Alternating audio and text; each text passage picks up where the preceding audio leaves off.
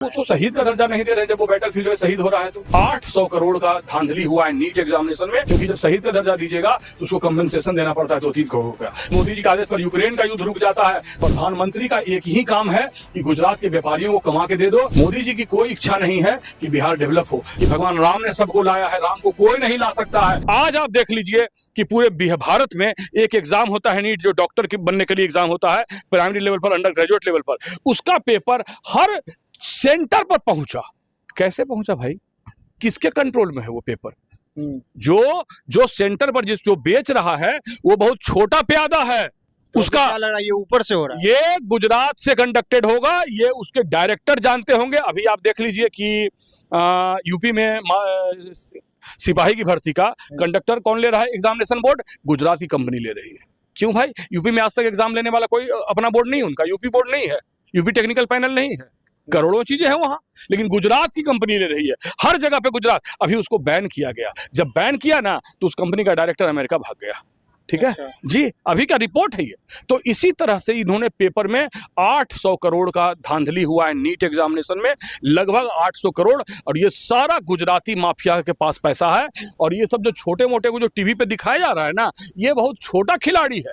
आज मान लीजिए किसी सेंटर में पेपर आया तो उसको भेजा किसने, और ये जो पैसा कलेक्शन हुआ, ये जो पैसा कलेक्शन हुआ 30 लाख 35 लाख 40 लाख, ये पैसा किसके अकाउंट में गया? क्यों नहीं सीबीआई सार्वजनिक कर रही है?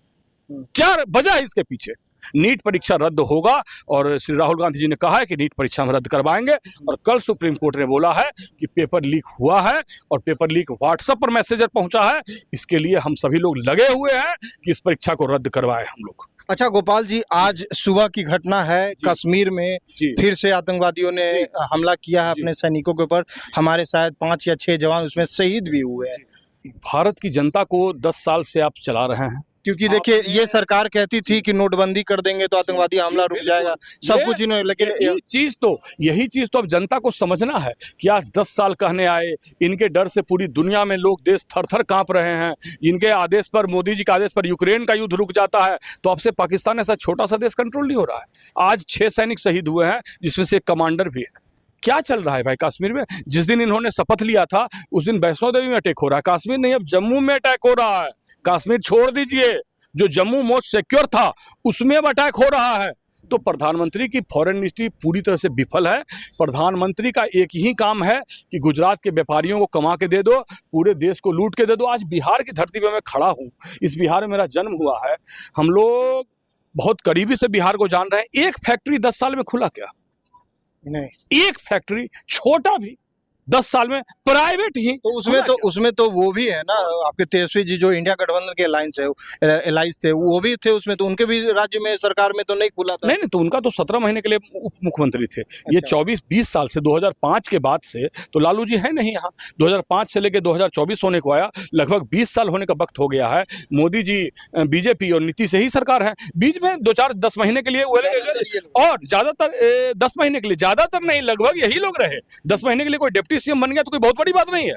लेकिन क्या मोदी जी ने 10 साल में जो बोला था कि हम 2 करोड़ रोजगार देंगे, हम काला धन ला देंगे, हम मोतिहारी में शुगर मिल खोल देंगे, खुल गया क्या? अगर एक भी खुला होता तो मैं मानता। मोदी जी की कोई इच्छा नहीं है कि बिहार डेवलप हो। बिहार को वो मजदूर की फैक्ट्री समझते हैं कि युवा यहाँ जब 20-22 साल का होगा तो एक बढ़िया मजदूर, ताकतवर तो है ही यहाँ का पानी में, गंगा किनारे के लोग हैं हम लोग, तो युवा का पानी मजबूत हो गया 20-22 साल का, अब जाएगा गुजरात में और जाके 5,000 रुपये में 10 घंटा काम करेगा। बस अगर हम कंपनी खोल देंगे तो उसको समझ आ जाएगा ना, उसको बुद्धि आ जाएगा ना, तो गुजरात क्यों जाएगा 5,000-10,000 रुपये के लिए? एक प्रधानमंत्री को यह शोभा नहीं देता है कि जिस राज्य ने उन पर अटूट भरोसा दिखाया, 40 में 40 सांसद दिए, पूरा का पूरा विधायक दिया, सब कुछ दिया, डबल इंजन की सरकार कहते हैं, उसके बाद एक फैक्ट्री तो आप छोड़िए, बिहार के लिए आज इतनी महंगाई का मार आप देख लीजिए। गैस सिलेंडर ऐसी चीजों को आप 1200 रुपये में बेच रहे हैं, चाहे आप दूध के दाम को 70-80 रुपये लीटर करने, सब्जी महंगा, सब्जी इतना महंगा हो गया है, गरीब का क्या होगा?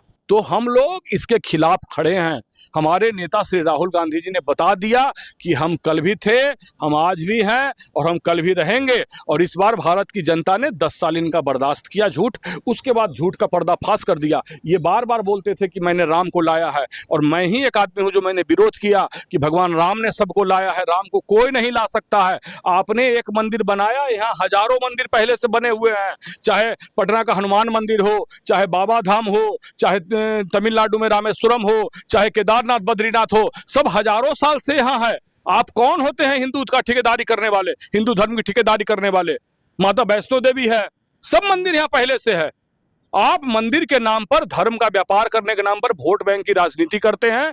और उसका सबसे ताजा उदाहरण है कि 500 महिला और बच्चा मर गया, जो सनातन और हिंदू का ही बेटा बेटी था, वो मर गया और उसके बाबा को आप बचा रहे हैं, और एफआईआर में उसका नाम तक नहीं है, उससे एक बार इंक्वायरी तक नहीं हुई है।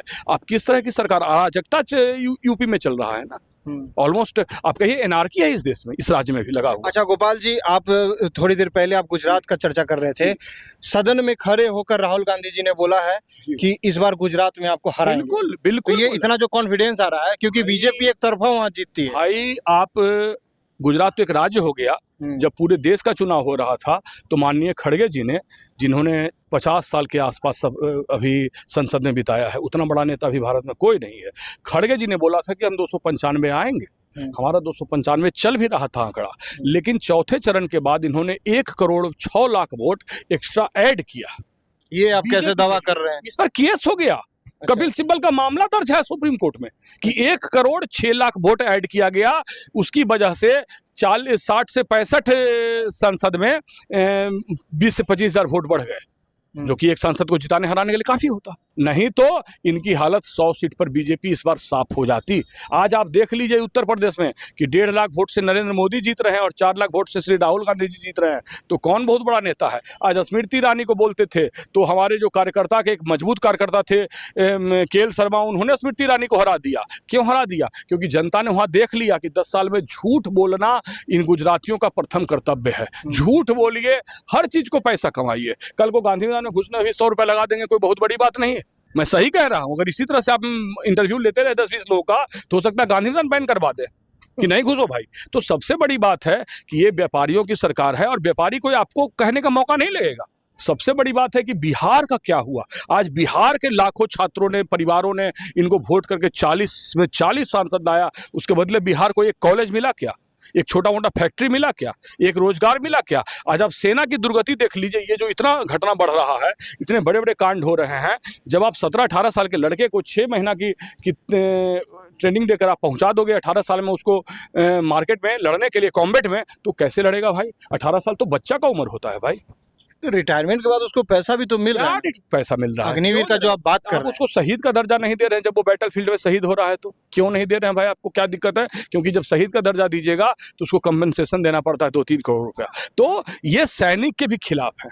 ये पंजाब को बदनाम करने के लिए खालिस्तानी खालिस्तानी बोलते रहते हैं, जिसके हर घर से सैनिक शहीद हुआ है। अगर पंजाब गिनाने लगेगा ना कि मेरे कितने खून मिट्टी में मिले हैं भारत के बॉर्डर पर, तो आप और हम थक जाइएगा गिनते हुए। गुजरात से आपने कितना सैनिक सुना है कि शहीद हुआ है? गुजरात और सारे भारत के भागे हुए बैंक के लुटेरे 200-250 जो भी लोग हैं, वो आप उनका नाम उलट के देख लीजिए, वो सारे लोग गुजरात के हैं। 95% बैंक के जितने लोग, चाहे मेहुल चौक से हो, चाहे नीरव मोदी हो, चाहे और भी कई लोग हैं, नाम नहीं ध्यान आ रहा है, ये विजय, सब गुजरात के। They all belong to Gujarat. उनका काम ही है कि इस देश को लूटो और अपना योगदान नहीं दो। क्योंकि सैनिक में जाने के लिए एक बहुत बड़ी आपकी देशभक्ति की भावना होनी चाहिए कि हम शहीद भी हो सकते हैं, लोग होते भी हैं, और आपको उसको कंपनसेशन देना आपको बर्डन लगता है कि 18-20 साल का लड़का शहीद हो गया और आपको आंसू नहीं आ रहा है और आप उसको कंपनसेशन नहीं दे रहे हैं। ऐसे ही मर गया तो ले जाओ प्राइवेट एम्बुलेंस से घर पहुंचा दो। अमृतपाल करके एक लड़का था पंजाब का, 19 साल उम्र थी, उसकी गोली उसके देह से आर पार हो गई थी।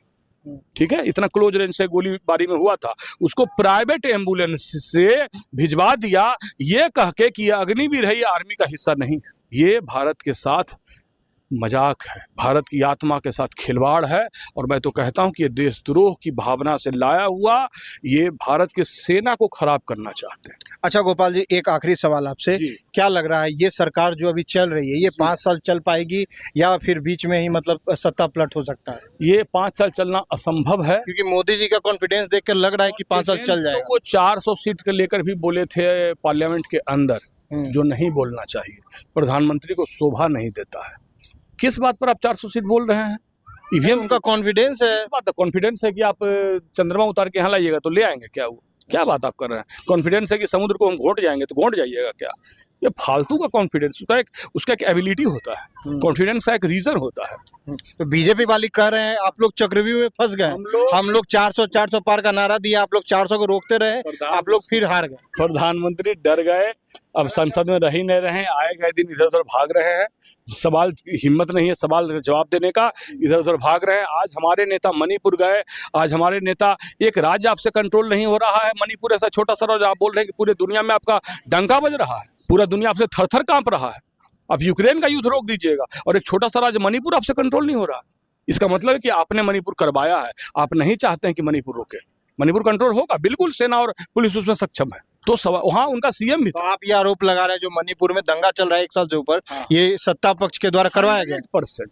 100% बीजेपी आरएसएस प्रायोजित ये करवाया गया मणिपुर को जलाने के लिए। मणिपुर के बारे में प्रधानमंत्री एक शब्द नहीं बोलते हैं, जैसे कि मणिपुर इस देश का राज्य नहीं है। पंजाब से उनको बहुत नफरत है और तरह तरह के लोग जो अपना हक मांगते हैं इस देश के लिए, उनसे उनको तकलीफ है, उनको सैनिकों से तकलीफ है, उसका पैसा वो कट करना चाहते हैं। तो इस तरह प्रधानमंत्री का गतिविधि है और ये प्रधानमंत्री, मुझे नहीं लगता है कि 6 महीना ज्यादा इनकी सरकार चलने वाली है। आप इस वीडियो के बारे में क्या सोचते हैं कमेंट सेक्शन में हमें जरूर बताएं, और अगर आपको हमारा काम पसंद आता है तो YouTube पे जासूस बाबा चैनल को सब्सक्राइब करें। धन्यवाद।